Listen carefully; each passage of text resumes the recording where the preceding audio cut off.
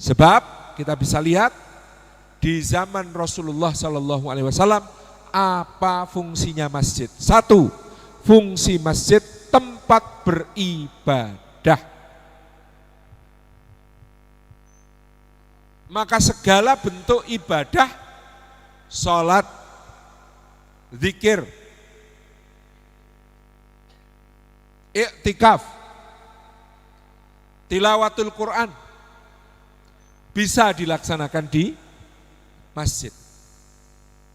Dan segala sesuatu yang mendukung pelaksanaan ibadah maka disebut sebagai memakmurkan masjid.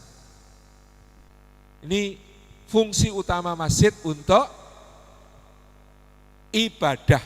Maka program utama takmir masjid juga harus program untuk mengibadahkan jamaah. Saya sering menyebut program utama takmir masjid adalah mensolatkan orang hidup. Nek mensolatkan orang mati gampil. Mudah mensolatkan orang mati itu. Takbir 4 kali, salam, selesai. Nggih, Pak. Tapi takmir itu tugasnya bukan mensolatkan orang mati. Tugasnya takmir mensolatkan orang hidup. Membuat yang belum sholat menjadi mau sholat. Membuat yang sholatnya bolong-bolong menjadi rutin. Membuat orang yang sholatnya rutin menjadi berjamaah. Membuat yang orang sholatnya berjamaah menjadi rutin berjamaah di masjid. Pokoknya tugasnya takmir piye carane semakin banyak orang yang sholat. Itu fungsi ibadah di masjid kita. Seperti zaman Rasulullah. Yang kedua, kenapa makmurnya Masjid Kebangkitan Umat? Karena di masjid terjalin fungsi ilmu pengetahuan. Fungsi pendidikan. Dulu zaman Rasulullah SAW, pojokan masjid menika disebut sebagai suffah. Di suffah itu tinggal para sahabat yang jomblo dan miskin. Jones, jomblo ngenes. Itu tinggalnya di masjid. Belajar, mengajar, berdiskusi, saling meriwayatkan hadis, ngobrol satu sama lain ben tambah pinter melayani masyarakat yang mau tanya-tanya tentang contoh-contoh dari Rasulullah. Niku ahli sufa. Maka kita juga harus menjadikan masjid kita punya fungsi ilmu, fungsi pendidikan. Kalau sini sudah ada madrasahnya, ada TPA-nya, ada TPQ, ini memang harus berjalan. Maka dulu di masa Abbasiyah standar ada jami, ada jamiah.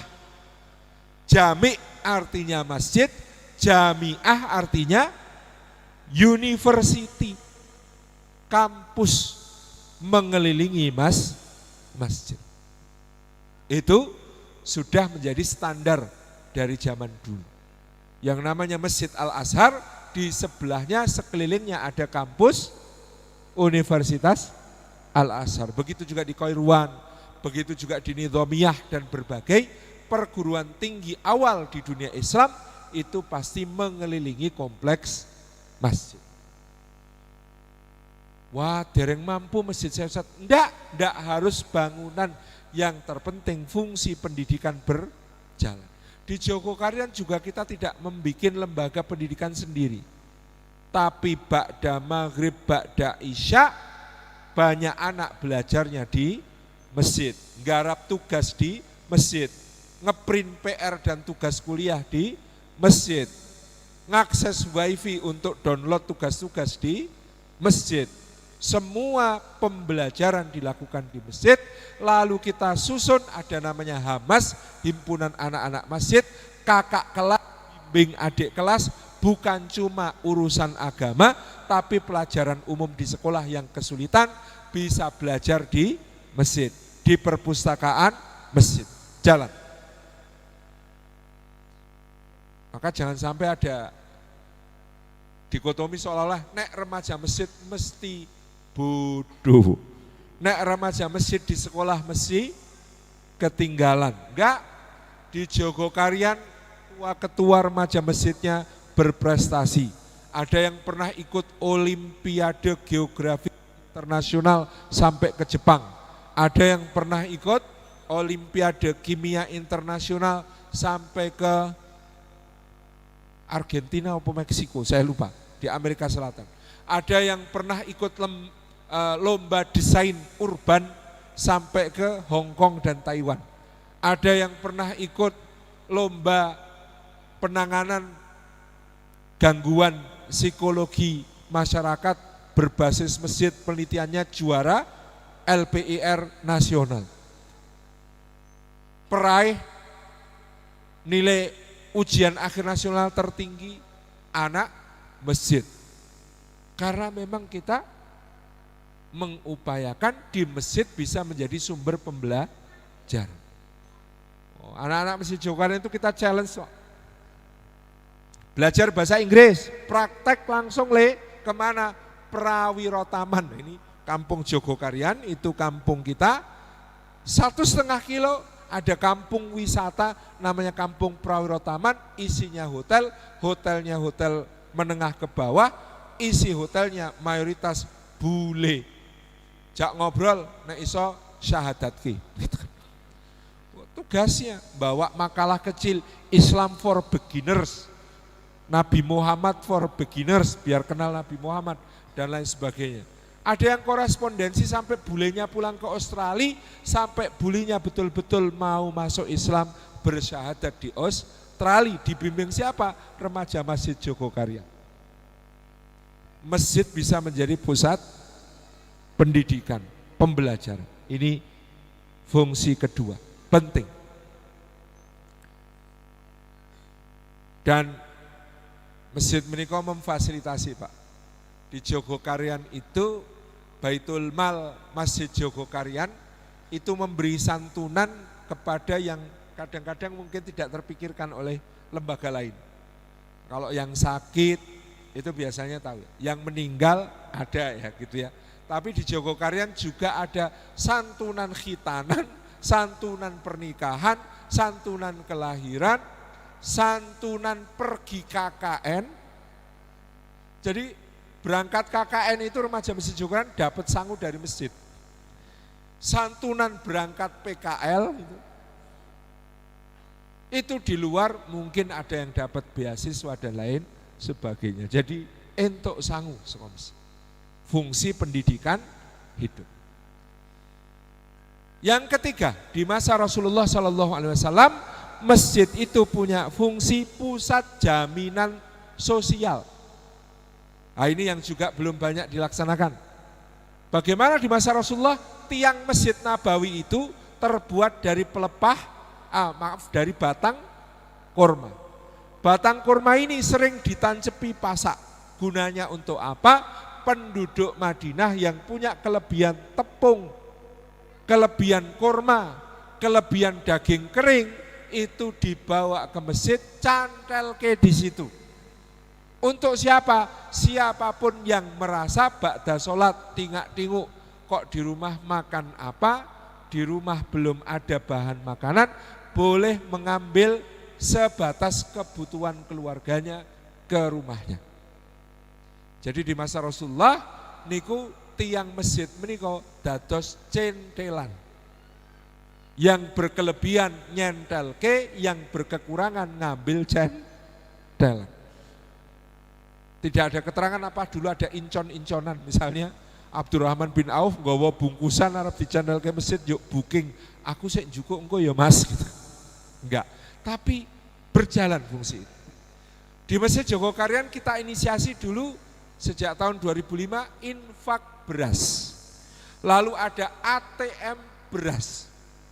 Maka warga duafa Jogokarian itu punya kartu ATM beras yang bisa diambil ketika mereka tidak punya yang dimasak di rumah, ngambil beras ke masjid, itu kartu ATM sudah diprogram, keluar untuk dia itu sejumlah anggota keluarganya untuk konsumsi 3 hari.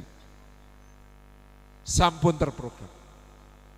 Jadi ada fungsi ATM beras. Bahkan kalau di masa Abbasiyah sampai Utsmaniyah, masjid itu satu kompleks dengan Al-Mustashfa, rumah sakit.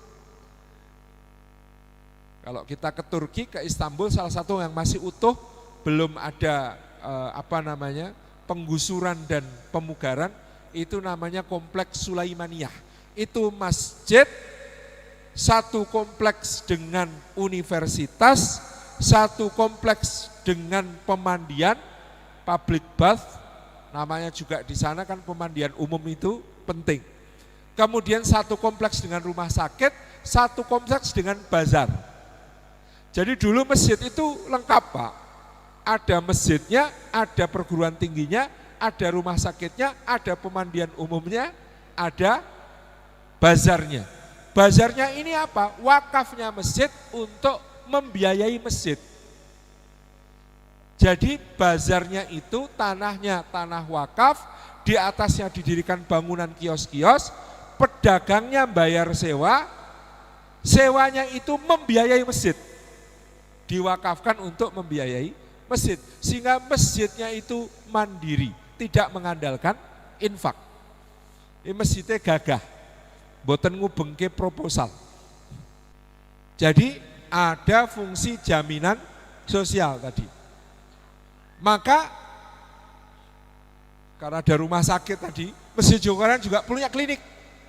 Selain punya klinik, dulu sebelum ada BPJS Kesehatan, di Jogokarian ada asuransi kesehatan berbasis masjid. Itu preminya dibayar Baitul Mal Masjid, jamaah dapat kartu jamaah sehat, berobat di klinik masjid gratis.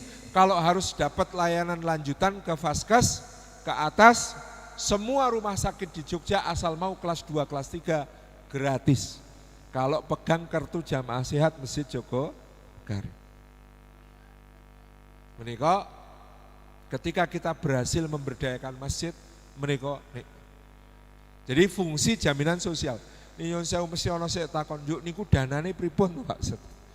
Jadi tahun 2005 kami menginisiasi gerakan jamaah mandiri, Pak. Kan kalau di berita-berita sering terkenal Masjid Jogokarian kasnya 0. Itu agak keliru. Sebenarnya kasnya bukan sering 0, Pak. Sering minus. Takmire tombok. Tapi tombok di masjid itu tidak pernah rugi. Gusti Allah kalau ganti berlipat-lipat. Itu kami merasakan. Dulu kita bikin namanya gerakan jamaah mandiri, Pak. Jadi pengeluarannya masjid 1 tahun itu dibagi 52. Ini pun dijumlahke. Air, listrik, kebersihan, ya, penyelenggaraan ibadah rutin, kafalah untuk khotib, penceramah, dai, dan lain sebagainya. Pun masjid pengeluaran setahun dibagi 52. Ketemu biaya masjid per minggu, per pekan. Biaya masjid per pekan kita bagi lagi jumlah kapasitas tempat sholat. Ketemu biaya masjid, jatuh lagi masih. Ketemu biaya masjid per kapita per pekan. Lalu kita sosialisasikan kepada jamaah. Surat resmi, cetak bagus. Yang terhormat jamaah Masjid Jogokarian. Setelah perhitungan dengan rumus begini-begini didapatkan angka biaya ibadah di masjid kita setiap pekan per orangnya adalah Rp2.400. Maka satu, jika Bapak dan Ibu setiap pekan infaknya Rp2.400, Bapak Ibu adalah jamaah mandiri yang membiayai sendiri ibadahnya. Saya jamaah niku mboten sadar nek beribadah di masjid niku wonten biayane. 2, jika Bapak dan Ibu infaknya lebih dari 2.400 per minggu, maka Bapak Ibu adalah jamaah yang mensubsidi ibadah orang lain. Maka pahala orang lain yang beribadah menjadi pahala Bapak Ibu juga tanpa mengurangi pahala mereka sedikit pun. Yang ketiga, Kalau Bapak dan Ibu infaknya kurang dari 2.400 setiap pekan, maka Bapak dan Ibu adalah jamaah yang ibadahnya masih disubsidi orang lain. Tapi kami bersyukur Bapak Ibu mau beribadah di Masjid Jogokarian. Wassalamualaikum BRWB. Ternyata pekan berikutnya setelah sosialisasi biaya masjid, infak naik 400%. Ternyata orang itu kok disebut ibadah Anda masih disubsidi, kuyo izin. Akhirnya infaknya naik. Nah, ini masjid-masjid yang belum banyak melakukan. Semua program itu ada datanya, sehingga jamaah yakin, siap mendukung.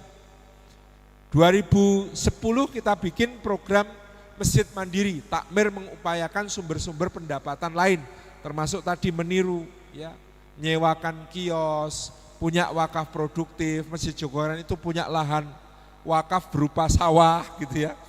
Kita punya lahan wakaf berupa peternakan, pertanian ikan dan lain sebagainya. Kita punya brand angkringan Jogja Jogokarian. Brandnya kita jual kepada Pak Puspowardoyo, bosnya Wong Solo, dipakai untuk warung-warung beliau di Indonesia Timur. Laku tiap bulan bayar royalti. Kita punya dulu menara masjid dipasangi BTS telekomunikasi. Akhirnya masjid dulu punya 3 kamar gratis untuk musafir, karena semakin banyak orang pengen datang dan hotel-hotel sering penuh, masjid bikin penginapan 12 kamar berbayar. Itu jadi pemasukan masjid. Ini menjadikan takmirnya merdeka. Jadi semua infak kembali menjadi program-program manfaat. Kalau Ramadan ada subsidi sahur untuk semua warga duafa. Buka puasa bersama di Masjid Jogokarian itu untuk 3.000 orang makan besar, gitu, dan lain sebagainya. Itu kita sediakan. Jadi menjadi pusat jaminan sosial. Yang berikutnya di masa Rasulullah, masjid itu pusat sosial kemasyarakatan. Maka Kanjeng Nabi nompo tamu di masjid. Tamu-tamu kenegaraan diterima di masjid. Demikian pula musyawarah-musyawarah membahas urusan negara di masjid. Berbagai hal bertemunya di masjid. Sampai ada tahanan itu diikatnya di tiang masjid. Nenek sholat itu dingak-dinguk wong sholat itu. Akhirnya banyak tahanan yang masuk Islam karena diikatnya di tiang masjid. Maka ketemu di masjid itu bisa menjadi berbagai pembahasan untuk memberdayakan umat, memberdayakan masyarakat. Dulu di Jogokarian bahkan yang namanya bursa kerja itu di masjid. Kita bekerja sama dengan alumni-alumni Masjid Jogokarian yang tersebar di perusahaan-perusahaan di Jakarta. Kok bagian HRD, rekrutmen karyawannya di masjid. Dulu pernah kita melakukan rekrutmen security dan pelatihannya berbasis di masjid. Jadi masjid itu menjadi tumpuan harapan. Walimatul ursi di masjid, ya. Akad nikah di masjid, ya. Pusat layanan kemasyarakatan sosial itu di masjid. Menyolatkan jenazah di masjid. Ya. Semua hal bisa dilakukan di masjid. Yang berikutnya fungsi masjid di masa Rasulullah SAW, masjid itu pusat seni budaya. Maka dulu ada penyair menyanjung Rasulullah, duta utusan di masjid, maka dijawab juga dengan syair oleh para penyair Rasulullah seperti Hasan bin Sabit dan lain-lain itu di masjid. Bahkan Sayyidina Bilal pernah mementaskan tarian tombak ala Afrika di masjid. Dalam riwayat yang sahih disebutkan Rasulullah SAW bersama ibunda kita Aisyah nonton Bilal dan kawan-kawan pentas tarian tombak Afrika di dalam masjid. Nontonnya di mana? Nontonnya di pintu rumah ibunda kita Aisyah yang menghadap masjid. Jadi Rasulullah duduk di pintu, Aisyah duduk di pangkuan Nabi, sepanjang nonton pipi nempel pipi. Niki hadisnya ngoten niku mboten sah, terbayang yang kemana-mana.